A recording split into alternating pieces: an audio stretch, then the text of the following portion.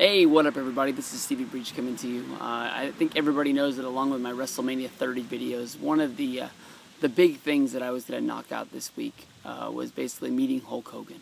It had been my lifelong goal. I was able to go to the, I think it was all because of the network, that basically I was even up and able to know about the pre-sale. I had a few friends from the YWC reach out to me, let me know that there was going to be a sale. Somebody actually tipped me off that there was a pre-sale, and it was the first time I've ever gotten a WrestleMania VIP to go and meet the guys at WrestleMania Access. It was $192, but I've been chasing Hulk Hogan for, how old am I? I'm 32. I've probably been chasing him to wanting to meet him for at least 20 of those years, and to knock off, meeting your favorite wrestler. And in one calendar year, I guess, I've met Triple H, John Cena, Shawn Michaels, Bret Hart, Hulk Hogan. I mean, this is one of those ways that, cross the name off your list. And it's weird. I mean, like, I woke up that morning after getting barely any sleep. The alarm went off. I didn't even know if that was going to be enough to wake me up. I set the alarm on my iPad. I set my alarm on my phone. And it went off. We probably went to sleep that night 3:30. I set the alarm for 5:45. I had everything done where I could just basically walk out the door, walk downstairs. My alarm went off at 5:45. Within 6 o'clock, I was already in a cab and on my way to Access. A great way to spend $11. I mean, it wasn't that long of a walk, but I didn't want to make that walk after getting no sleep and after getting over there. I waited in line to get into Access.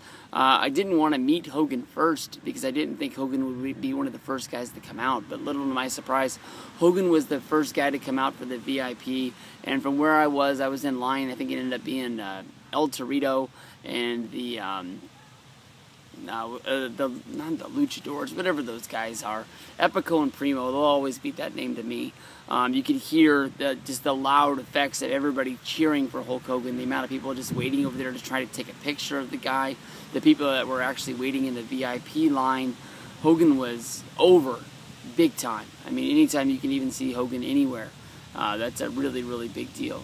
Basically, the line built up for Hogan, so I went for meeting the El Matadors. Went over and met three-man band. That was some people that I always wanted to meet. And when I got to the Hogan line, it looked like I was going to be one of the last people there. I was hanging out in the back of the line because basically the line was moving, but the line wasn't really going anywhere at the same time. I just wanted to savor the moments of meeting your favorite wrestler. And he was up there, and I finally got to that point in my line. It ended up being another line in the queue formed behind me. And luckily for me, Quantrix, who posts videos up on YouTube, he's on Twitter.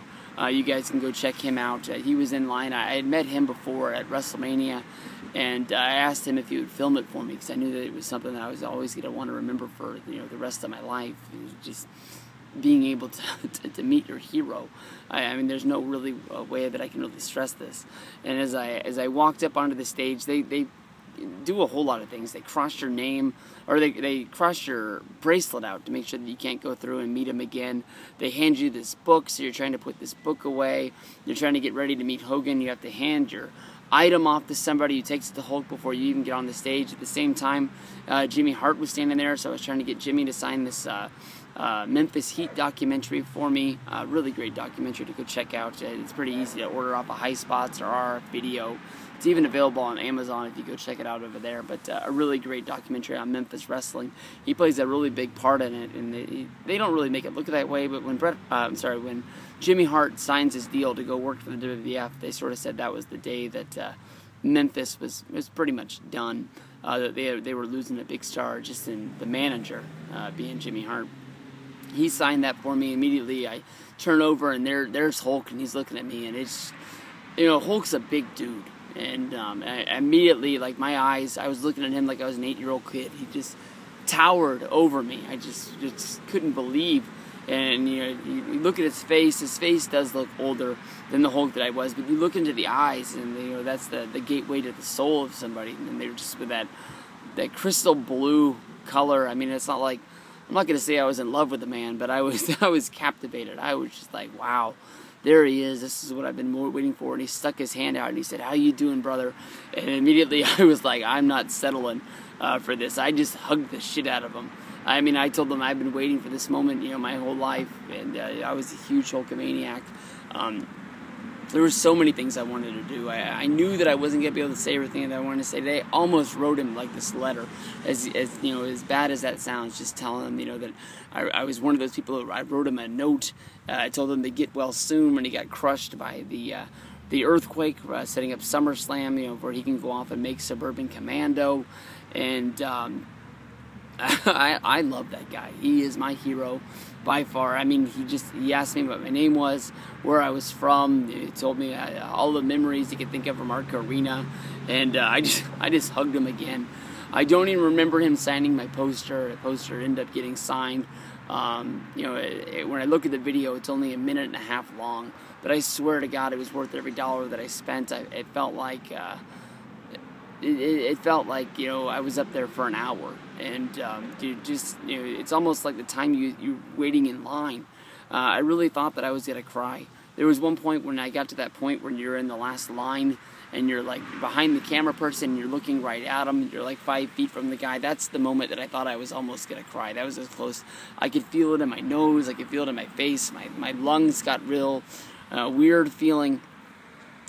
But when I got up there, I just didn't have enough time.